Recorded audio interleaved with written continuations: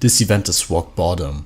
Kiefer just left and enemies don't scale down to account for you only having 3 party members. When you first arrive at the Alltrades Abbey, you get pranked and all your spells and abilities get stolen. It was taken over by monsters who prey on people like you looking to change vocations. This is absolute rock bottom. And in this state you arrive in a town of people who have all hit rock bottom. Broken, desperate or outright bad people, with demons offering them only one way out. To steal the souls of 5 of the inmates, using a weapon they provide by shaping your soul into it.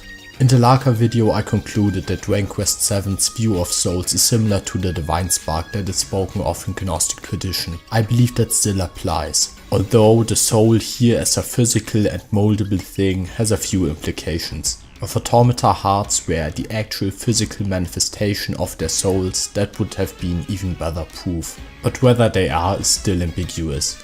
Either way, it's another Saw contraption. To prevent people from participating in this death game, the strongest guy and leader, Strom, beats every newbie up to show his dominance. So you, as a newcomer, get beaten up, which is a scripted loss. You've officially now broken through rock bottom into another mystical realm. The only saving grace are the few good people left. Nava and Zeph are siblings that aren't really special. Nava, the sister, is compassionate and has an unknown disease, while Zeph is very protective and therefore comes across as rude. Eustace is one of the last few surviving guards employed by the Alltrades Abbey. He, like all the other survivors, didn't fight. Everyone who fought was killed. But that's why he's with us now. His mission in life is to get together with Nava, so he gets her expensive medicine and jewelry. Zeph strongly dislikes him, but Eustace stands above that and is clearly the bigger man.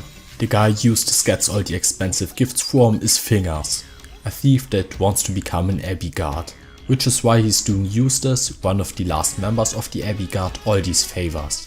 Of course, there's no Abbey guard without an Abbey, so you team up with him to retake it, until you encounter monsters that are infused with everyone's stolen spells and abilities, where he betrays you and uses you as bait.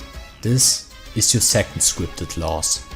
You've lapped everyone else and are now back at rock bottom again. But don't think this is it quite yet, because there's a recurring NPC I haven't mentioned yet. A warrior that wants to become a hero, but that does not mean he is currently a hero trapped in the body of a warrior.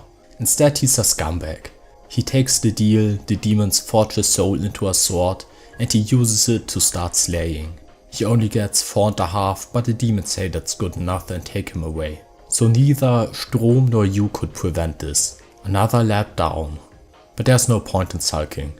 So you go back up the dungeon, along the way you meet up with Eustace and Nava, you make it all the way through to a settlement at the entrance to the Abbey, and here we can find people whose souls have been stolen. There's 3 types of people here: soulless bodies in a vegetative state, possessed puppets and cowards. The exception being Fingers, who you again team up with to save the High Priestess who is trapped in a nearby dungeon. He doesn't betray you this time, probably because Eustace is with you, so it goes smoothly. When you rescue the Priestess, the monsters that beat you earlier reappear. The Priestess can take their abilities, so you actually win this time. From there you go back to the settlement, where Nava was definitely not replaced by a monster, force your way through the puppets and go farther up towards the Abbey. Along the way there's one of the sickest scenes in this game. Eustace has a special place in my heart for that throw. Either way, you can't quite get to the Abbey yet, although you do get your spells and abilities back. You can only get up to where the people who cleared the death game now are. In another death game. So if you had your soul made into a sword and slain 5 people, you would have been given the right to enter into an arena where you need to beat 6 opponents in order to be given the right to escape. Nava went evil because that's apparently what happens if you have your soul transformed into a weapon, and Zeph is a little baby and has a fight with Eustace. So Eustace sends you to babysit Zeph so he doesn't get himself killed. Thus you enter in the arena, you kill 5 people, then face off against Nava, who you spare and save by stabbing her soul back into her. The monsters let you out, but Zeph doesn't actually want to be let out since it would separate him from his sister. So he makes a commotion, and that's an opportunity for the High Priestess to join back up with you. With this you're ready to fight the big bad who started this whole mess. But Ergonomir doesn't show up. Instead you kill this guy who would rather take a nap than fight you. With that, the Abbey is restored and it's as if nothing ever happened. Just a few less people around. The town below is now deserted, but only Strom really cares about that.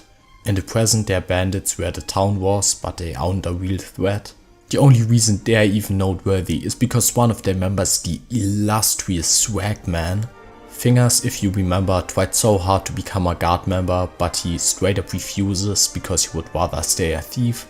Eustace stays with Nava, and Zev goes who knows where, probably off to get medicine, but he at least learned not to be overbearing anymore. And importantly, you can now finally swap classes for real. This was promised right when you arrived here, right before you became one with Rock Bottom, so this is really cathartic. This is also a good time to connect a few points I've made before. Vocation swapping, as I've stated in the Faraday event, doesn't allow you to become someone else, but it allows you to become as someone else. If that warrior had become a hero, he would have been able to use abilities like a hero, but it wouldn't require him to act like a hero or be a hero. And not like hero is an actual job anyways. And of course this NPC sprite would become that of a hero instead of a warrior, which is why I think NPC types are closer to vocations than actual professions. And for you it has a bit of a symbolic meaning. Your current classes are the things you were born as. Your current classes are the things you were born as. This is the case for most NPCs, since NPC types are something you are traditionally born into in the Dragon Quest world, with the Alltrades Abbey being a requirement to become a different NPC type. Professions like Mayor or Village Elder are also hereditary. Now you relinquish your role as Fisherman's son, Maribel relinquishes her role as Mayor's daughter, and Ruff stops being a wolf boy. Instead you choose your own paths. One of the core messages in this game is that you shouldn't blindly trust people and instead choose your own path through life, and this message is repeated here. How the second part is emphasized is obvious, but the blindly trusting thing is something I've glossed over for this event. It starts after you fall in their trap, then later the monsters gave people their two ways out, but both were scams. If you fulfilled their first mission, you would only get a second, and after the second you would be executed. There is no winning while playing inside the rules of the monsters. But I feel like I've already beaten this mole to death. The actual story beats in this event weren't as important as forcing you into this degenerate environment, making you claw your way out of the deepest pits. Kiefer just left you and then you were immediately forced into the hardest, most oppressive and longest event so far. All while having 2 forced losses and being betrayed twice when you think it's just starting to look up. This is what defines the event. The characters barely matter, except for Eustace being unreasonably badass. Swagman will become important later on, trust. The characters have only one clearly defined goal that they were able to hold on to, which is why they can keep fighting. To not only pray, not only wait and see what's in store for them, but to get up and carve out their own fate. But like with Fingers and Zev, it doesn't really matter whether they end up fulfilling their goals. It only mattered that they had something to look forward to keep them from despair. It could even be something as trivial as looking forward to reclassing, but everyone has to find purpose for themselves. Something I've also mentioned before is that you as the hero can fight monsters, but you can't change the heart of the people you protect. And if we look at the core message, you probably shouldn't tell people what to believe anyways. In the end, they are responsible for a lot of the escalation of things. It's implied that similarly to Ballymolloy, the Abbey Guard only lost since they didn't fight as a unit. There's a lot of survivors, but they all didn't fight when it mattered the most. And then the infighting between humans and the soul stealing to create more puppets for the monsters to control, it all made things even worse. And finally in the present, there's no monsters, but there are nonetheless bandits. So it's not only monsters being bad. The monsters even seem to be unable to steal souls without a contract. This is of course similar to the biblical devil, which again will one day appear in the Gnosticism video.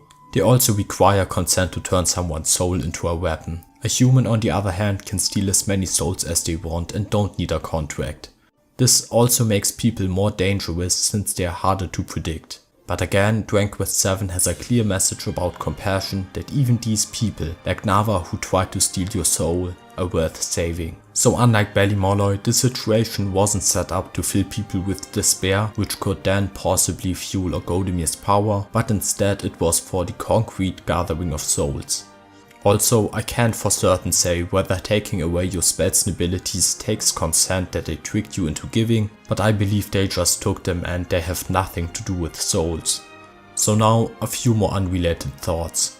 The two Guardian monsters remind me a lot of Slon and Con from Dragon Quest V. Con and Stripes both use Rouge type spells, and Slon and Rash are both Purple Hawks. You straight up kill people in this event, which is not unseen in Dragon Quest games, but it strengthens the thematic clash I talked about in the Ballymolloy video, where you are a group of children, but also murderers.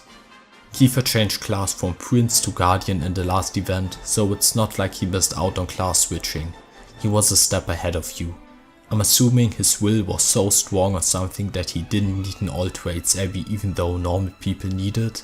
I previously created monsters turning into humans with humans turning into monsters, and both with vocation switching, except with an effect or stronger effect on your personality. So I believe this to be similar to monsters turning into a variety of human NPC types in the Haven, seemingly by sheer will. And finally, this event had 5 towns and 3 dungeons in the past if you're counting the arena location as a town. If you count the 2 bandit fights in the present, 6 arena and 6 boss fights, among those 2 forced losses. This event is absolutely massive when we compare to, for example, Regenstein with 1 town and nothing else, or Emberdale with 1 town, 1 dungeon and 1 boss, or Greenthumb Garden with the exact same stats. I can't overstate how long it is.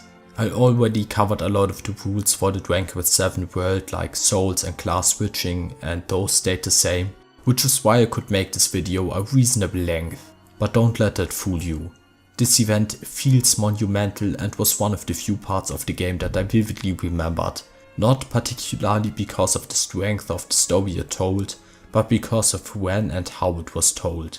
And by the end of it, it feels like not only did you save everyone around you, you saved yourself. In the next event, for example, you aren't at all involved in what happens, a total outsider, but somehow it still manages to make you out as an even bigger savior than the Alltrades Abbey did.